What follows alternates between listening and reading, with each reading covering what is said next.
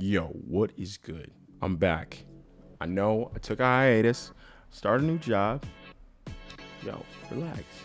I seen all the comments about people wanting updates, so this is your update. Man, we're so far from when I last met. I think if we were to break this whole build down in phases, let's start with phase 1. 5 months ago, I dropped the initial video, just kind of introducing everybody to the build. And then a month later, we dropped the engine. And over the last 4 months, we have been building this ridiculously expensive but fast car. I'm saying fast. I don't know how fast this car is going to be. If you want to update, just go watch the other videos.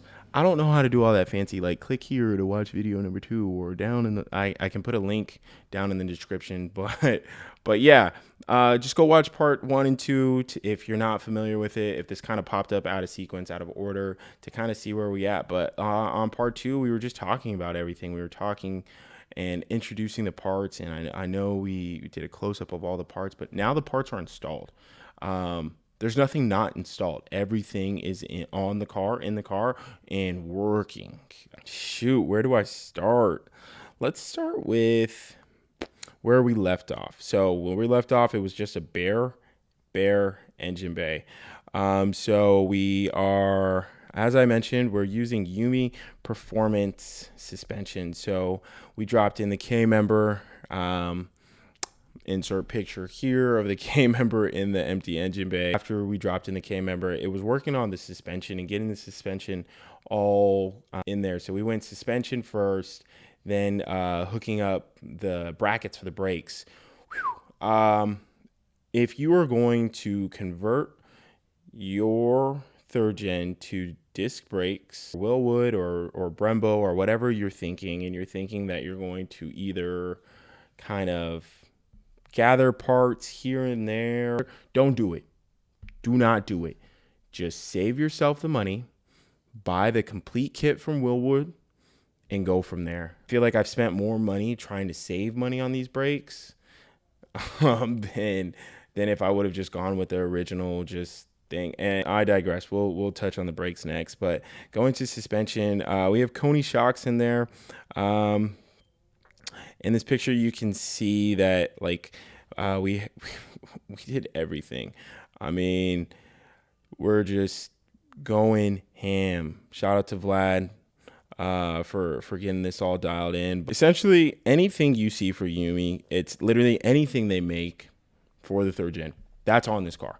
I think we're missing a couple of things like bump steer and things like that, but I don't care.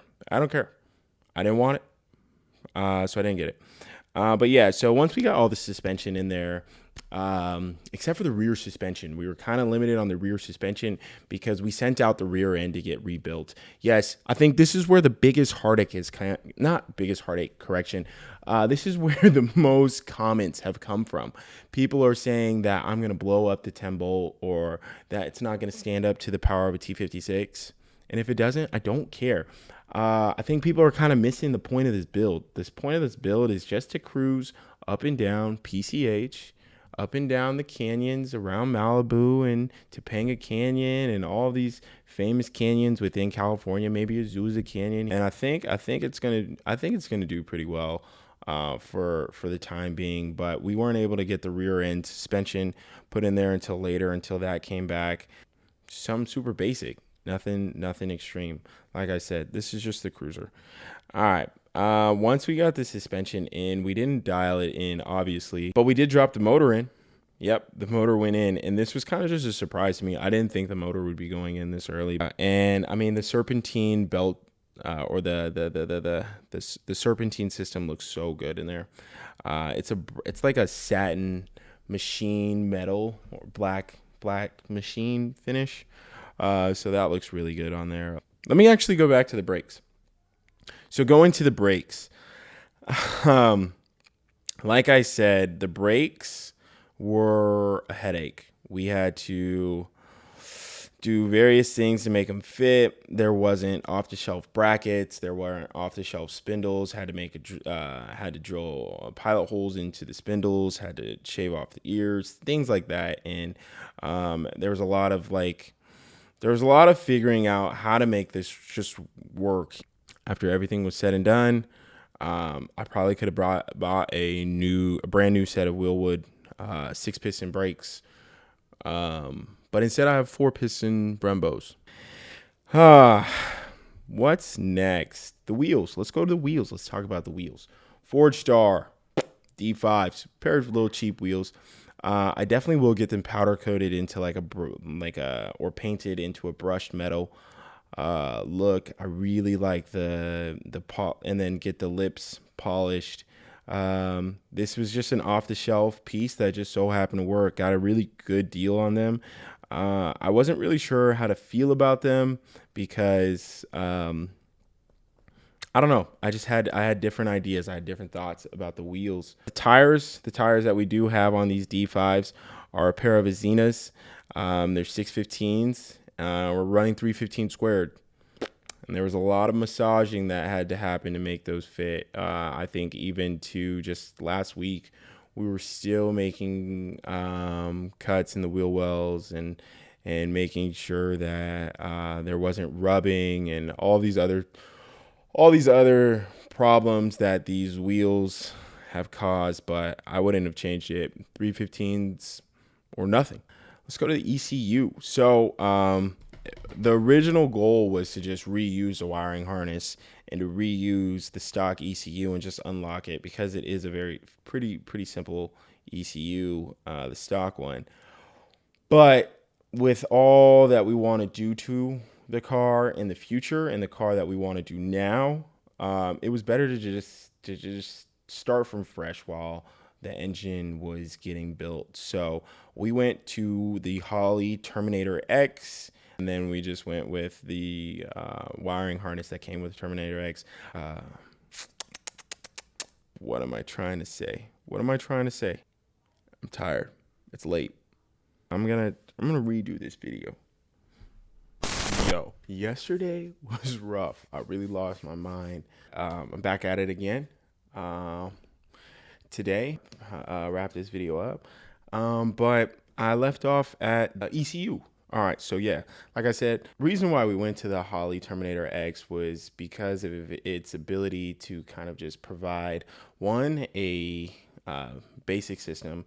I mean, there's the Dominator and there's a couple other ECUs that Holley offers, but I think this was a great entry level for what we're trying to do and what we have right now. And I think the best part about Holley is it's modular. So if I want to upgrade to a Dominator, or if I want to upgrade to, I can't think of the other name, but if I want to upgrade in the future, I can. I don't have to switch the wiring harness around. If anything, just add more sensors.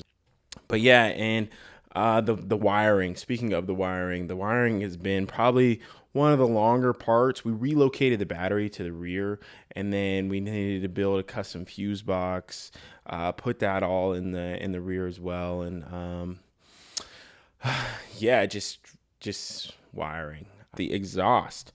So the exhaust, it's a little custom exhaust using different components. So we are running hooker headers, the Blackheart series. We're running from 2 to 1 to a resonator, all the way to the muffler back out to 2.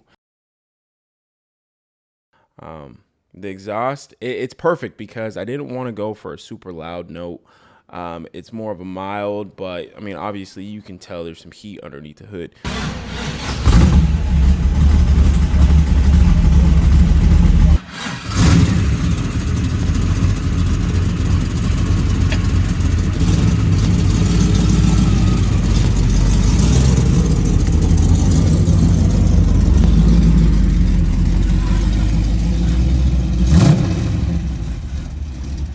So it's very on par with how I'm trying to sound. And another thing that I wanted to cover is we actually did some body work to this. So when I bought the car, the front bumper, The car was previously in a minor fender bender, so it cracked the front bumper and there's paint missing and all of this, and actually it was a very thin layer of paint. But needless to say, the front bumper needed work, so we sent that off to get fixed on all the cracks and everything, and now, I mean, it looks immaculate. I also was able to find an original OEM front grille, the Camaro one. I paid way too much money for it. I mean, that thing was super expensive. My favorite, actually, one of my favorite pieces is actually the intake. So the intake is actually in front of the radiator. So we've piped it out in front of the car, so it's actually pulling fresh air. I'm excited. Sometimes I catch myself like, damn, like that's my car. So this entire process has been amazing. Shout out SS Motorsports and Stevie for getting me right. I know I've probably butchered some of the things that we've done. I'm not too much on the technical side. But yeah, also follow me on Instagram. Instagram is where you're going to see the majority of updates. This whole YouTube thing is pretty hard for me to keep up with. I just got a full-time job. I got 3 kids. So the updates are going to come more frequently, and then I also have highlights on my Instagram that show the current status of everything. I'm probably missing things, like I just remembered that I am missing our Pro Dash that we're running, but like I said, follow me on Instagram. You can see all of the updates on there. This entire car has been a dream come true. I'm excited for where we're at, where we're going. I'm excited for where the content is going to be. I'm excited. I'm just excited. So, like I said, follow me on Instagram, like and subscribe. Let me know down in the comments what you want to see. And yeah, B-ROC Z out. It's like, no, I'm just kidding. No.